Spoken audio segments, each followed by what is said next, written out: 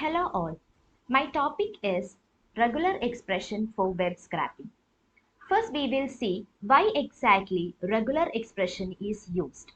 For that we will focus on various problems that regular expression helps us to solve. This is the first problem. Here we have a log file. From this log file we want only date and time. We know format of log file is not understandable to everyone. So for getting only date and time, we can make use of regular expression to identify the pattern and can get date and time for this particular log file. Another problem is if we have a student database and if we want to change an attribute, we can use regular expression. Here the problem is to update the area code. To solve this, we find a particular string from the student data containing the area code and later replace all of them with the new one. To solve all these kind of problems, regular expressions is used. Now we will see what is regular expression. Regular expression can be used to search, edit and manipulate text. Regular expression is used for identifying a search pattern in a text string. It is basically used for describing a search pattern. Its uses are: we can use regular expression for searching a specific string in a large amount of data. We can even verify that that string has a proper format or not. We can find a string and replace it with another string. We can even format the data into proper form for importing. Now we will look at various regular expression operations. Regular expression is performed in variety of ways. These are typical operations of regular expression. First we will find a word in a string. In this example, we search for the word Python in the string. Python is awesome. For this, RE module is used. If Python word is present in the string, it will print Python is there. Next is generating an iterator.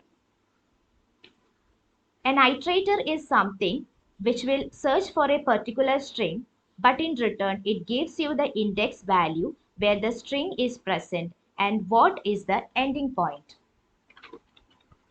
In this example, we are searching for keyword inform which is present twice in the string.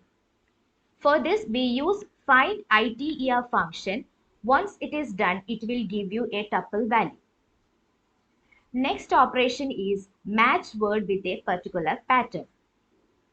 Here we have a string in which we have sat, hat, mat and pat. We can see A and T are common in these words.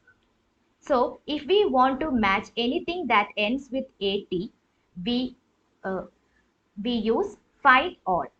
Here SHMP in square bracket shows that we are specifically matching words that starts with S, H, M and P.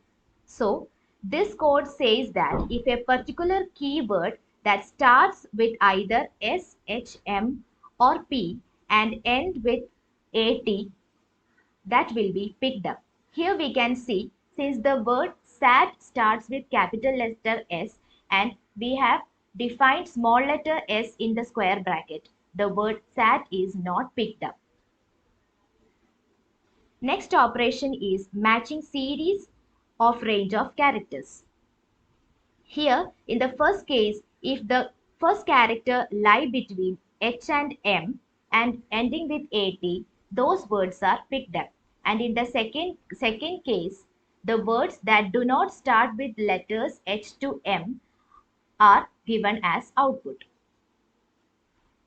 Next operation is replace string. Here also we use the same string with hat, rat, mat and pat, and we want to replace rat with the word food. For that first we will compile our regular expression into pattern objects. Pattern objects provides us additional methods, one of which is substitute. Here we compile R, which ends with AT. Then we substitute it in the string food by using regex.sub with the word food. Next operation is match a single character. Here we have string 1, 2, 3, 4, 5 and we want to print only the fifth digit, that is 5. If we use only backward slash small letter d, it will match with any number. But if we use capital D instead of small d, it will match with anything but a number. Since we want to match with 5, we use curly bracket 5 along with slash d. Then we will get output as 1 since there is only one match. Now let's look into applications of regular expression. First one is phone number verification. We have a list of phone numbers. General format of a phone number is that it starts with 3 digits and then a hyphen sign, then 3 middle digits and again an hyphen sign, and it ends with 4 digits. With the help of regular expression, we can verify these numbers. Here we look for this particular pattern. We use the range from 0 to 9, that the numbers should be from 0 to 9. First we go for exact 3 digits, then an hyphen sign. Again we go for 0 to 9 and exact 3 digits and again an hyphen sign. And then at the end we go for numbers from 0 to 9 and exact 4 digits. In this way we can find valid phone numbers. Similarly, email ID verification is also an application of regular expression. An email ID contains first the username, then @, then the website name, and then the domain name. The username will go for 1 to 20 lowercase or uppercase letters, and it can be like numbers, plus symbols, dot, percentage, underscore, plus minus symbols, etc. That is why W is used in this regular expression, which represent any kind of word, numbers or something like that. Then we have dot, percentage, plus, minus. Then the range should be 1 to 20. After that we have @ symbol. Then similarly, the website name can be of letters 2 to 20, but special characters like percentage plus underscore will not be there. After that, we have a period symbol. Then for com with 2 to 3 lower case or uppercase letters. In this way, we can verify email ID using regular expression. So, this is all about regular expression. Thank you.